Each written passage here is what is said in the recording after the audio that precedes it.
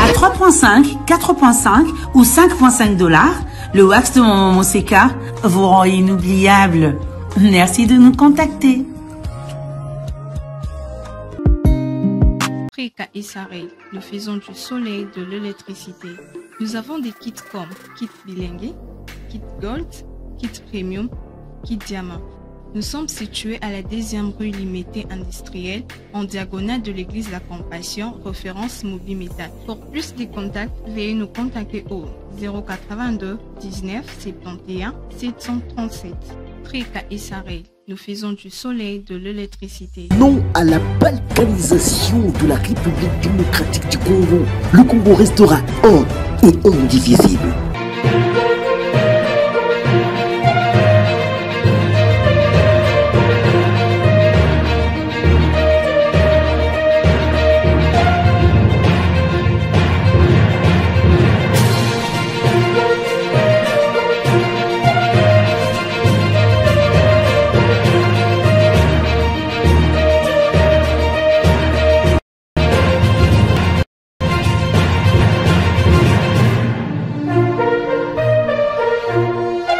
C'est là que les Romains s'empoignèrent.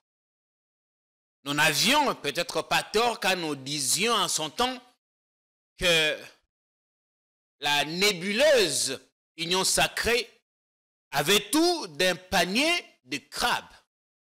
Un panier de crabes rempli de dinosaures aux intérêts divergents les uns des autres. Du chacun pour soi, et tous pour le président. Tant mieux, si ça profite au Fils de l'homme. Mais ce matin, nous allons percer pour vous démontrer à quel point l'arbitre aurait peut-être perdu son sifflet. Nous reviendrons sur le désordre caractérisé, cette indiscipline notoire, ce que je pourrais qualifier également de manque de stratégie. L'union sacrée est en ruine et elle va tout droit, du dos au mur. Je vais le démontrer dans l'émission si vous acceptez de rester avec nous.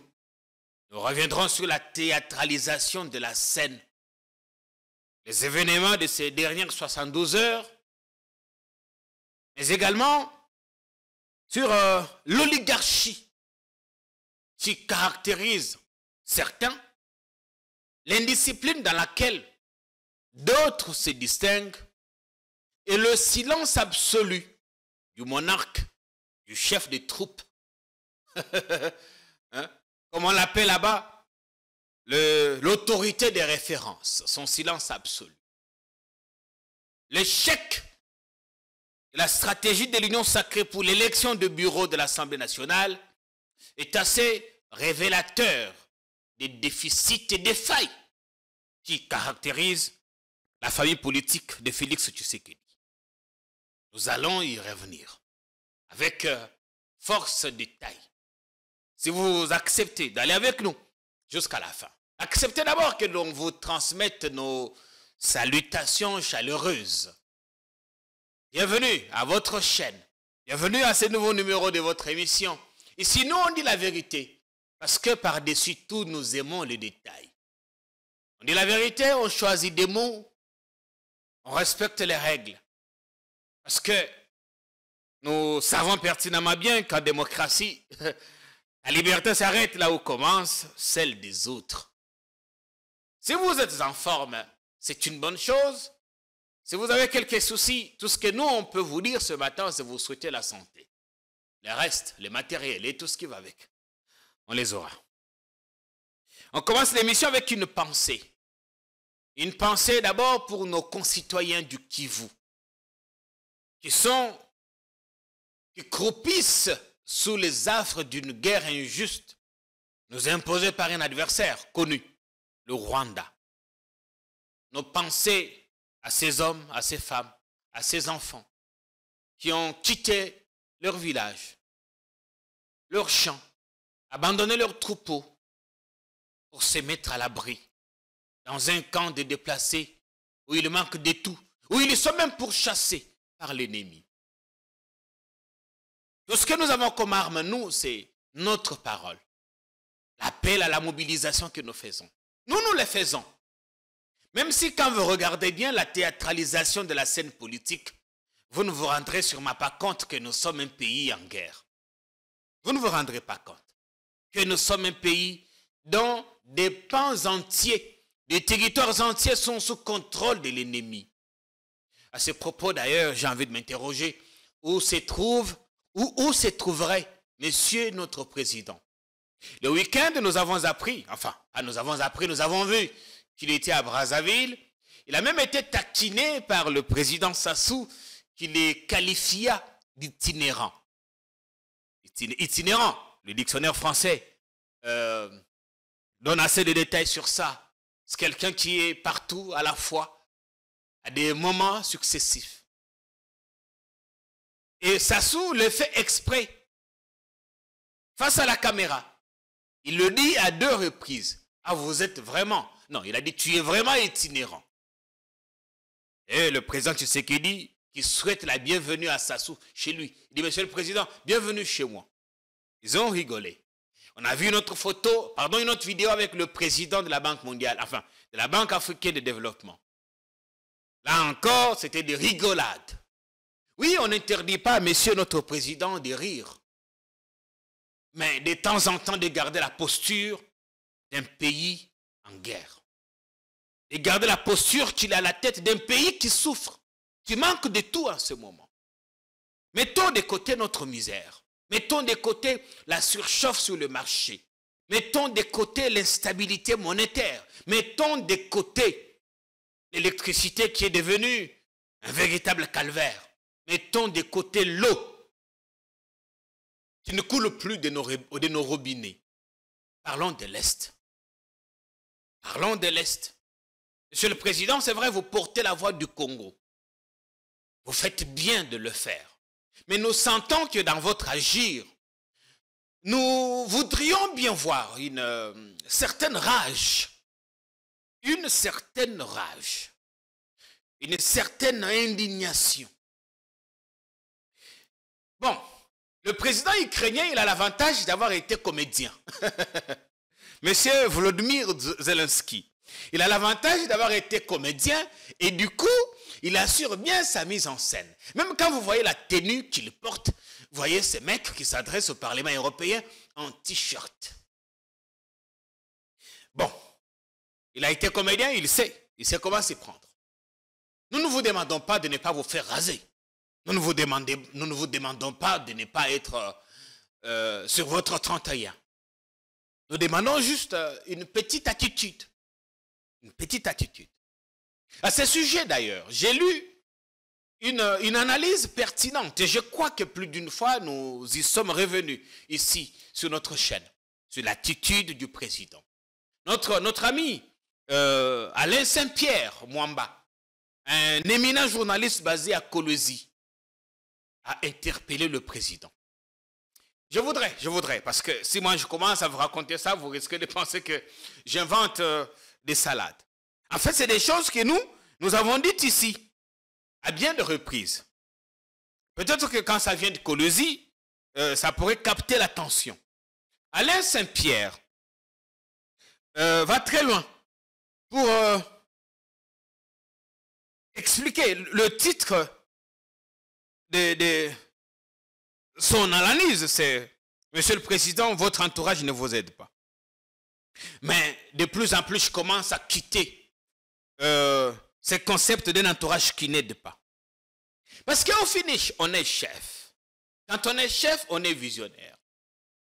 Quand on est chef, on choisit ses collaborateurs. Ne dit-on pas qu'il n'y a pas de mauvaises troupes, il n'y a que des mauvais chefs. Si ici, à Politikon, en pleine émission, comme c'est arrivé à quelques reprises, des erreurs techniques, qui arrive, à tout moment, je peux dire, oui, c'est mon équipe technique. Mais, toujours, la note au président, Excellence, vos équipes ne vous aident pas. Oui, c'est vrai, on ne demande pas au président de tout connaître, de tout savoir. Il peut apprendre de ses équipes, c'est justement pour ça que les trésors publics rémunèrent, gracieusement d'ailleurs, ces hommes et femmes qui sont autour du président. Mais, je pense finalement qu'il faut qu'on arrête de dire que le président n'a que de mauvais collaborateurs. À un moment donné, il va falloir dire ouvertement au président et lui faire porter le chapeau. À un moment donné, il va falloir faire ça. Parce que, en définitive, c'est lui qui porte la responsabilité politique.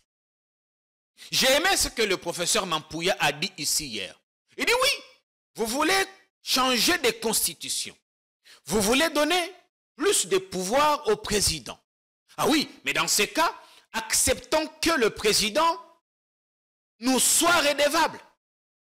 Acceptons que le président réponde. Ah, vous voulez, le système sud-africain vous séduit. Mais posez-vous la question. Comment M. Jacob Zuma est-il parti du pouvoir? On veut un présidentialisme outré. En même temps, il faut accepter qu'on rende des comptes. Parce qu'ici, on vous dit, non, mais le président n'est pas redevable. Il n'est pas redevable devant le Parlement. Le président, lui, en fait, il n'est redevable qu'au peuple, qu'au souverain primaire qu'il a élu. Le professeur Mampouya a dit, ok, vous voulez passer du suffrage direct au suffrage indirect, acceptons dans ces cas que le président soit redevable et qu'il soit entendu par le Parlement. Et c'est Makambo, il y a des détournements, en ce moment-là, ce ne serait pas le Premier ministre qui répondrait, ce serait le président, lui, et lui tout seul. Là n'était qu'une digression. Parce que je reviens à ce que disait Alain Saint-Pierre. Ne quittez pas, j'ai beaucoup de choses à vous dire sur le désordre caractérisé qu'il y a à l'Union sacrée. Alain Saint-Pierre dit, Excellence, vos équipes ne vous aident pas. Parce que quand vous dites que les équipes n'aident pas le président, en quelque sorte, vous les dédouanez lui-même. À un moment donné, il va falloir qu'on appelle le chat par son nom. Monsieur le Président, il n'y a pas de mauvaises troupes, il n'y a que de mauvais chefs. Parce que vous êtes les seuls à avoir accepté de vous entourer de ces hommes et de ces femmes, je l'ai dit, qui sont gracieusement rémunérés par les trésors publics. Si vous estimez qu'ils ne sont pas à la hauteur de leurs tâches, il faut les virer. Mais j'ai une expérience particulière. Je vais lire ce qu'Alain Saint-Pierre a dit. Mais Nasukina Nona, titre naïe. J'ai une expérience particulière pour avoir conseillé des politiques et j'en conseille encore jusqu'aujourd'hui. J'ai travaillé avec une dizaine de politiciens à la primature, dans des cabinets ministériels, dans les entreprises. Je travaille encore avec certains en coulisses jusqu'aujourd'hui. J'ai remarqué quelque chose et ça, vous serez d'accord avec moi. Bakonzi ebele, bayokaka conseil te. Bakonzi ebele, bayokaka conseil te. Mais si bakanisaka soki opesi conseil, genre yo le kiye. Mais on ne vous demande pas de tout savoir, monsieur le dirigeant. Vous n'êtes pas allé à l'IFASIC, à l'UNIKIN, à l'UCC apprendre la communication comme nous. Vous n'êtes pas allé en droit. Mais c'est pour ça que vous avez des conseillers autour de vous. Surtout les conseillers en communication. Surtout les conseillers en communication. Bon, je parle de ma propre expérience. Mais je peux parler avec d'autres conseillers, d'autres collègues, spécialistes dans d'autres domaines qui vous disent la même chose. Ah bien, et parfois nous, on se disait, est-ce que Bakonziango, est-ce qu'ils ont d'autres personnes qui les conseillent? Est-ce qu'ils ont d'autres conseils qui les conseillent? D'autres personnes qui les conseillent. Vous lui faites une note technique. Vous donnez des avis. Le lendemain, il fait exactement le contraire de ce que vous avez fait. Il ne vous appelle même pas pour discuter et échanger avec vous. On a eu ces expériences. J'ai rappelé ici, certains connaissent notre parcours. Mais là n'est pas le problème. Et à partir de cet instant-là, je pense qu'il faut appeler le chat par son nom. Il faut arrêter de disculper le président et charger à tout prix son entourage. Je suis ici chez moi, ici à Politicon. Si j'ai un mauvais caméraman et que les gens me disent mais les images ne sont pas bonnes à tout moment, qu'est-ce que je fais? J'en trouve un autre, non? Si mon équipe ne sait pas me donner ce que je veux, je peux recourir à une expertise extérieure. Parce qu'à la fin, le problème, c'est qu'il faut connaître ce que l'on veut. C'est ça le problème. Quand on est chef et que l'on ne connaît pas ce que l'on veut, on peut être, comment j'ai envie de dire, malmené. Malmené, ballotté. Oyaye à Ibisio, au Meki, Oyaye à Ibisio, au Meki. On fait avec essai et erreur. C'est comme ça que, au moment où la décision, vous vous demandez, mais est-ce qu'ils ont pris une seule minute de réfléchir? À ce point, de la Makamba Union sacrée. Parce que j'ai parlé avec un cadre. Je lui dis, mais dis, est-ce que vous avez pris le temps de réfléchir sur composition et la liste Nabino? À lui, mon cher, on dirait bâton à qui bango. Ça, je vais y revenir. Mais Nathan Alain Saint-Pierre, imaginez ce que vous auriez pu gagner dans l'opinion internationale si, après avoir interrompu votre tournée européenne, vous étiez descendu directement par Goma. Imaginez une image de vous, visage fermé, devant les 37 cercueils de victimes de la barbarie rwandaise, cercueils couverts de drapeaux congolais. Pour vous rafraîchir la mémoire, le président était à Bruxelles quand l'attaque meurtrière de Mugunga est arrivée. Il a annoncé qu'il mettait fin à son voyage, à sa mission. Parce que je crois qu'il était attendu, je crois, en Hongrie. Et Alain Saint-Pierre lui dit, imaginez, monsieur le président, qu'au retour de Bruxelles, votre avion s'est posé sur le tarmac de l'aéroport international de Goma. Bien sécurisé. Et quand vous voyez le visage fermé, l'expression qu'il faut, c'est quoi? Renfrogné ou quoi? Devant le cercueil de ces gens, couverts de drapeaux congolais. Le confrère continue. Après là, vous serez descendu dans le camp des réfugiés. Non, il ne s'agit pas des réfugiés ici, Alain, il s'agit plutôt de déplacés. Les réfugiés sont des citoyens d'autres pays. Ils se retrouvent dans un pays étranger pour une situation humanitaire, persécution et autres. Mais quand c'est des nationaux qui quittent leur territoire, leur lieu de vie, pour se mettre à l'abri dans un autre lieu, on appelle ça déplacé. Je sais que vous êtes très intelligent, c'est peut-être un lapsus. Et après là, vous seriez descendu dans le camp de réfugiés pour consoler la population, plutôt dans le camp de déplacés pour consoler la population, distribuer la bouillie aux enfants. Il dit, Donald Trump, Barack Obama l'ont fait aux USA, pourquoi pas vous? À vos côtés, l'ambassadeur de la Russie. C'est ce genre d'image qui rentre dans l'histoire. Oui, nous pensons que Kagame et ces gens qui sont autour n'allaient pas tirer sur vous. Enfin, nous n'avons pas l'expertise en technique militaire. Mais ici, c'est juste notre expertise en communication. Peut-être qu'il y a des éléments qui nous ignorons. Ce qu'Alain Saint-Pierre dit, nous l'avions dit ici. Imaginez qu'après l'interruption de ce voyage, le président ne passe pas par Kinshasa, il débarque à Goma. Personne ne l'attendait là-bas. Parce que depuis que cette histoire de M23 a commencé, le président ne s'est pas encore rendu dans la région. Imaginez que le président débarque là. Qu'il débarque dans la région. Qu'il fasse un discours. Qu'il console les familles éplorées. Je continue.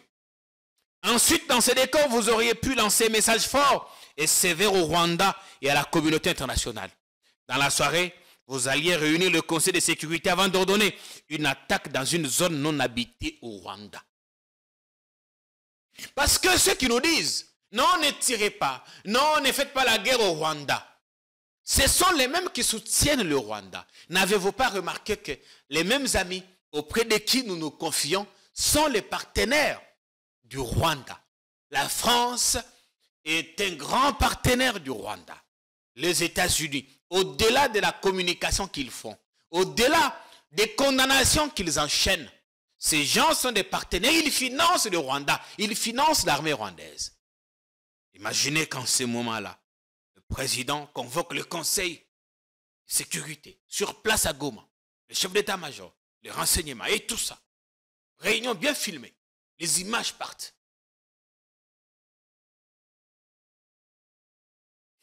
Alain continue, il dit, après 48 heures sur place, vous alliez rentrer dans la capitale et convoquer notamment Joseph Kabila, Moïse Katumbi, Martin Fayulu et le présidium de l'Union sacrée pour une réunion stratégique et afficher l'unité nationale. Oui, l'unité nationale est mise à mal en ce moment. Le pays est en guerre. Et seul le commandant suprême peut donner le go. Donner le go. Prendre des initiatives. Imaginez une réunion. Le soir, on est à la télé, on voit la RTNC nous montrer que l'ancien président est revenu. Il a interrompu ses recherches scientifiques en Afrique du Sud. Il est revenu à Kinshasa sur demande ou sur invitation express du président de la République. Et que les deux hommes se sont rencontrés, soit au Palais de la Nation, soit à la cité de l'OUA, ou que sais-je. Ils ont parlé pendant 2-3 heures. Et à la sortie, il n'y a pas eu de déclaration. Comme toujours, on attendait parce que Kabila parle. Mais il peut faire exception ces jours-là. Les deux sortent du palais. Main dans la main. Ils s'adressent à la presse. Nous avons connu des problèmes. Nous avons connu des hauts et des bas. Mais pour l'intérêt de la République, nous avons décidé de taire nos divergences et privilégier le Congo. Félix Tshisekedi qui parle. Il s'est passé des choses. Mon frère Joseph Kabila, mon partenaire de l'alternance, merci pour ce que vous avez fait. On décide de jeter les passerelles. C'est-à-dire tisser les ponts par-dessus nos différences et privilégier l'intérêt commun. Et Kabila qui appelle à la paix, à l'unité, à la cohésion. Oh, vous imaginez quelle image forte ça ferait. Et connaissant Joseph Kabila, ce n'est pas quelqu'un qui refuserait une histoire pareille. Il ne refuserait pas. Mais il faut qu'il soit rassuré, qu'il ait des garanties, qu'il ne sera pas dupé, qu'il ait des garanties qu'il ne sera pas utilisé comme un faire-valoir. Et je sais que Félix Tshisekedi, ce n'est pas non plus quelqu'un d'aussi rancunier. Il peut se dépasser. Imaginez une image pareille. On ne dit pas que vous redevenez partenaire politique. Chacun reste en opposition, mais là, c'est le Congo. Le lendemain, on voit le jet de Katumbi qui s'immobilise sur le tarmac de l'aéroport de Njili. Cortège, pam, pam, pam, à la cité de l'OUA. Il parle à la fin une interview. Martin Fayulu aussi. On aura rassemblé des gens et mis les gens d'accord. Parce que dans cette question de la guerre, au-delà de ce que les gens disent à la télé, quand vous les abordez individuellement, chacun a sa manière de penser. Bon, on termine avec Alain Saint-Pierre. Excellence, imaginez comment le monde allait trembler. Oui, une image de Félix Tshisekedi à Goma, une image de lui avec Kabila, Fayulu, Katumbi et les autres, Dr Mukwege. Le monde allait trembler. Parce que quand on a commencé, au tout début de la rupture FCC Cash, moi j'ai dit, suivez encore nos anciennes émissions sur Non à la balkanisation, je ne sais pas si elles existent toujours. J'ai dit, le monde veut diviser, séparer séparer Tshisekedi de Kabila. On vous divise, on vous affaiblit et on commence à vous combattre. Et je ne pense pas que Félix Tshisekedi seul est très fort qu'avant. Je ne pense pas non plus que Joseph Kabila, dans son retranchement, est toujours aussi fort. Mais les deux, ensemble, ils constituaient une force. une force pour la République. Je n'ose pas vous rappeler le jour où j'ai assisté à la remise reprise, non, plutôt à l'investiture du nouveau président. D'où j'étais, j'ai fait couler des larmes. Et j'étais fier d'appartenir au Congo. J'étais fier d'être Congolais. J'étais fier surtout ce jour-là d'être vivant, d'avoir vécu cet instant magique, historique. J'étais fier d'en parler aux générations futures. La première alternance démocratique dans notre pays. J'étais si fier. Et quand les choses ont commencé à se détériorer, j'ai dit, on divise ces gens pour les affaiblir. Je crois que l'objectif est en partie atteint. Mais malheureusement, on a loupé l'occasion. Ça, c'est Alain Saint-Pierre. La réalité est bien triste. Vous êtes rentrés, vous avez vu, on vous a vu recevoir Kabouya avant d'aller... Ah, ça, c'est Alain Saint-Pierre qui dit. Avant d'aller boire et manger au Congo d'en face. Pendant ces temps, 37 corps de victimes du bombardement traînent car on n'a pas pu creuser 37 trous en une semaine. Dans les médias, vos communicateurs parlent de la révision de la Constitution, un sujet clivant. Votre premier ministre invisible, vos alliés de la majorité en profitent pour placer leurs enfants à la tête du Parlement. Un général achète 6 000 billets pour un concert. Bref, qui peut nous prendre au sérieux? Oui, qui peut nous prendre au sérieux? La question mérite bien d'être posée. Je n'avais pas prévu de parler de ce général, le grand frère John Chibangu. Sa vidéo a fait le tour du web, le tour du monde. Je crois que c'était à l'occasion de l'anniversaire de son épouse, Madame Charlène, que nous saluons. Le général a pris une décision irrévocable, une très bonne décision d'ailleurs, mais critiquée, d'acheter 6 000 billets pour le concert du pasteur Moïse Mbiye au stade des Martyrs. 6 000 multiplié par 5 000 francs. C'est-à-dire que le général a dépensé 30 millions de francs congolais. Si on divise par 28, il doit avoir dépensé autour de 100 quelque chose, de 1000 $. Un général d'armée qui contrôle l'espace, je crois, le Kassai, et qui est toujours aussi en déplacement. Bon, ça, c'est dans le cadre de son travail, on n'entre pas dedans. Qui se donne un spectacle, qui annonce dans une église l'achat de 6 000 places, chacune à 5 000 francs congolais. Au total, on est autour de 30 millions de francs congolais que ce général d'armée dépense pour les fidèles de son église. D'accord. Petite question. Notre cher général touche combien? Salaire naïs à combien? Comment peut-il se permettre de donner 30 millions de francs congolais, d'acheter des billets d'une valeur de 30 millions de francs congolais pour le concert d'un pasteur? Bon, on connaît, on va me dire, non mais avant lui, d'autres personnes ont fait. On a vu des généraux, présidents de clubs de football. Il y a un problème général. Sur l'origine, il y a des moyens de certains de nos dirigeants. Mais, mon général, nous avons un pays en guerre. En ce moment, cet exhibitionnisme n'est pas ce qu'on attend vraiment de vous. Vous pouviez donner, faire ces dons. Et le pasteur, sans vous citer, pouvez dire, un homme de bonne volonté a fait un don de 6 000 billets pour le concert. Le Seigneur allait toujours vous récompenser. On n'avait pas besoin de vous voir vous-même, vous donner un spectacle. Parce qu'à la fin, ça affecte un peu le tic. Depuis un temps, on a vu que vous vous étiez mis en retrait, un peu en retrait. On commençait à apprécier cette attitude. Vous avez bien fait, ça c'est servir le Seigneur. Les fidèles qui vont aller à l'église. Même si moi je pense que la situation du Congo aujourd'hui mériterait qu'on ferme certaines églises. Je les appelle des boutiques alléluiatiques. des boutiques d'endormissement. Vous pouviez donner ça. Comment on le fait à l'église catholique? Nous avons beaucoup de donateurs à l'église catholique. La plupart, c'est des anonymes.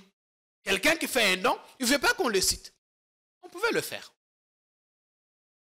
Quand vous voyez le spectacle qu'il y a à Kinshasa, vous voyez comment les politiciens se battent pour avoir des postes à l'Assemblée nationale, au gouvernement. Comment un individu, à 5 mitou, vous vous demandez si nous avons encore une conscience. Vous vous demandez si nous pensons vraiment que nous avons un pays en guerre. Peut-être cette attitude que nous affichons nous-mêmes. Ah oui, des gens vont dire, mais écoute, on est en guerre, mais ça ne vous empêche pas de prendre votre bon tembo le week-end. Oui, c'est normal. Vous avez raison de m'interpeller en tant que, entre guillemets, leader d'opinion. En tant qu'influenceur, vous avez raison de nous interpeller. Mais le problème est dans ce que nous n'avons pas de charges publiques.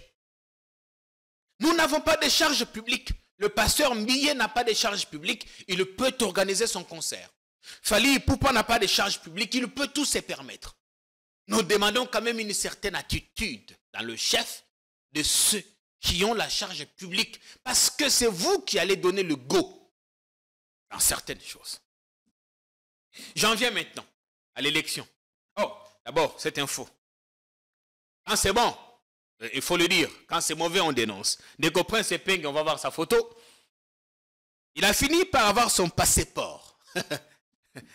Prince Peng, après une année d'attente, on peut voir la photo de son passeport. Il était bloqué, il n'a pas pu se déplacer pendant tout ce temps. Il a pu finalement avoir son passeport.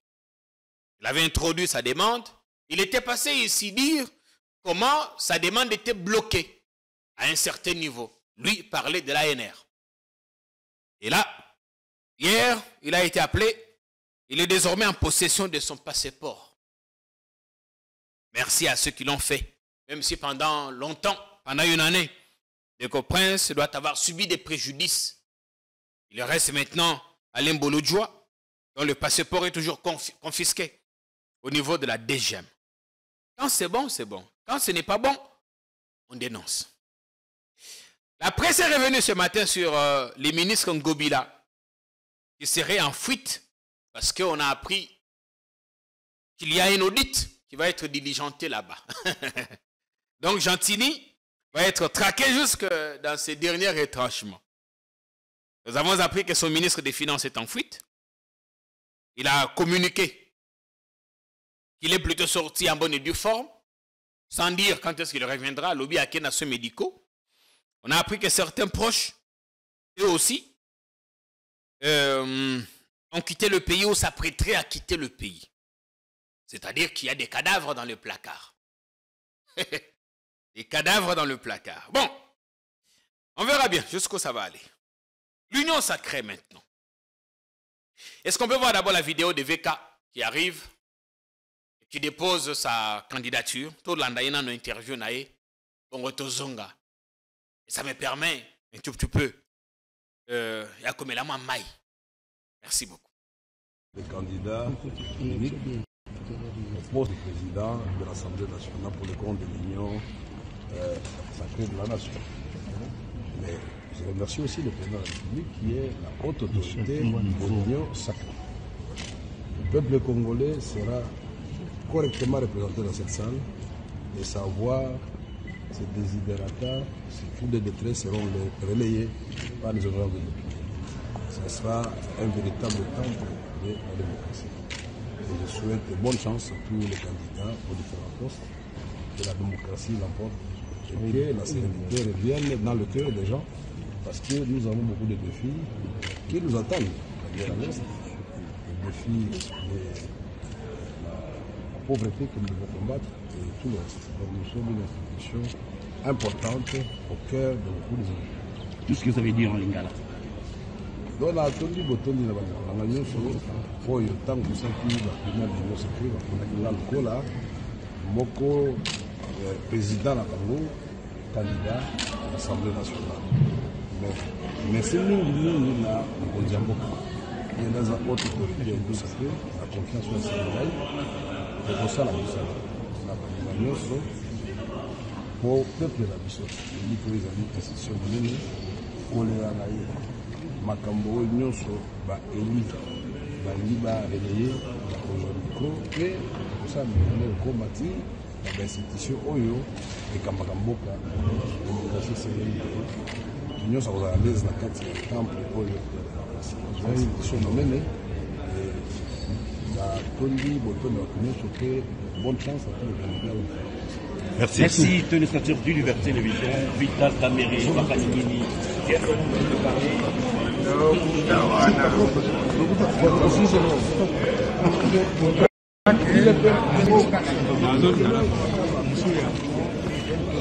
Bien. Je vais parler de ça. Mais pendant que cette vidéo passait, je suis tombé sur une autre info. Une autre info.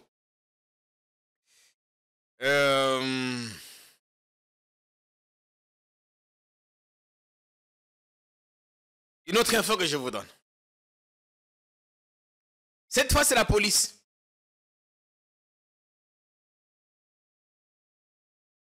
La police qui alerte sur la présence à Kinshasa des individus qui opèrent en tenue de police. Il y a aussi comme un message à général Limba Limba. Alors oui, que nous cherchons à traquer ces gens. On précise que ces gens opèrent dans un 207. Ils opèrent en tenue de police.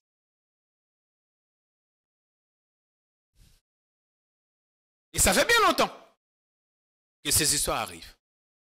Je n'ai pas besoin de revenir encore sur l'histoire de la maman et de l'enfant qui ont été tués, assassinés la semaine dernière. Les corps sortiront de la morgue vendredi. Et jusqu'au moment où nous parlons, ils n'ont reçu aucun soutien du gouvernement. Comment expliquer que des individus en tenue militaire, en tenue de la police, ils doivent avoir également des armes, certains ont même le véhicule de la police, ne soient pas reconnus des services de police? Comment l'admettre? Et où sont passés? À bureau 2. Où sont passés la police militaire? Où est passée la police militaire? Et les bureaux 2, tout ce qu'ils trouvent, c'est à traquer les gens, des paisibles citoyens, à Grand Carrefour, Rond-Point Gaba, Victoire, et j'en passe le meilleur. On dit, ces gens arrêtent des gens, ils font des arrestations arbitraires. Bon, désormais, c'est ce qui, police interpellé moto. Il faut qu'on tourne à ce que, est-ce que vous avez un policier ou bien vous avez un policier en bata? Ah, on ne sait pas, c'est difficile. Ce n'était qu'une parenthèse. Faisons rapidement l'histoire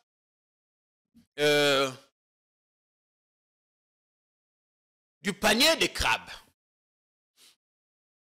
Tous les week-ends, on en a parlé. Le ticket de l'union sacrée. La pire expression de l'oligarchie. La pire expression de l'inaptocratie. La pire expression. Et tous les week-ends, vous avez vu les réactions des députés de l'union sacrée.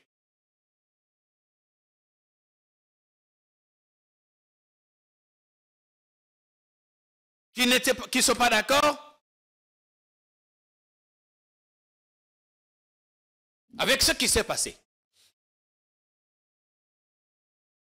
On a dit, c'est ça le ticket. Et je disais au début de l'émission que j'ai parlé avec un responsable qui m'a dit, mais bateau, est-ce que c'était envoûté ou pas? Je ne vais pas vous dire ce que vous connaissez déjà. Je ne vais pas vous dire ça.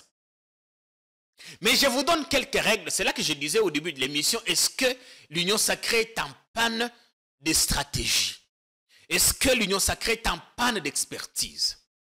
Depuis toujours, quand on a des enjeux comme celui-ci, il faut commencer d'abord par imaginer le ticket. Et il y a quelques critères qui entrent en scène.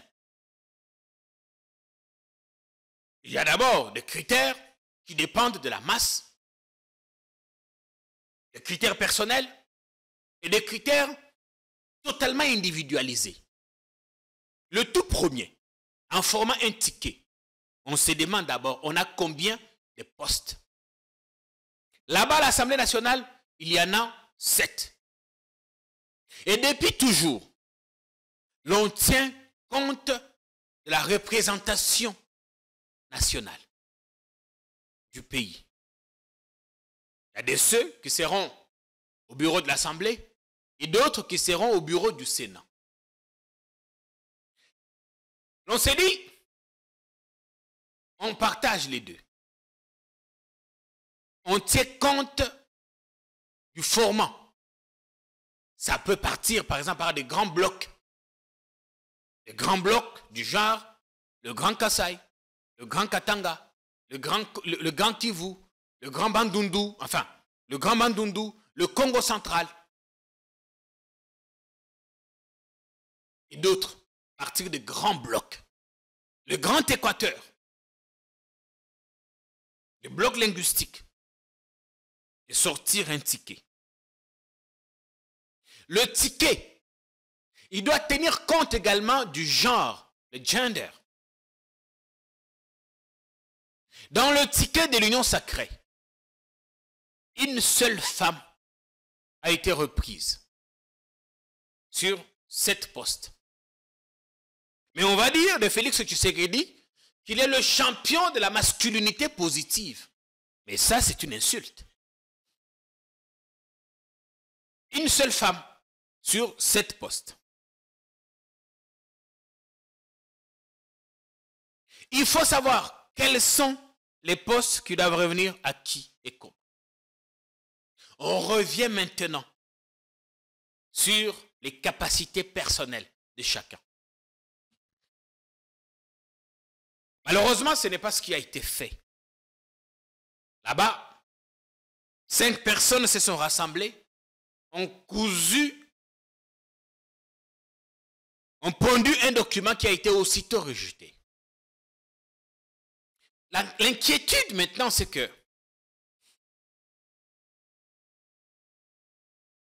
le présidium, tout comme le président, eux-mêmes, ils sont dépassés par la situation. Ils ont voulu infantiliser les députés nationaux qui ont refusé ça.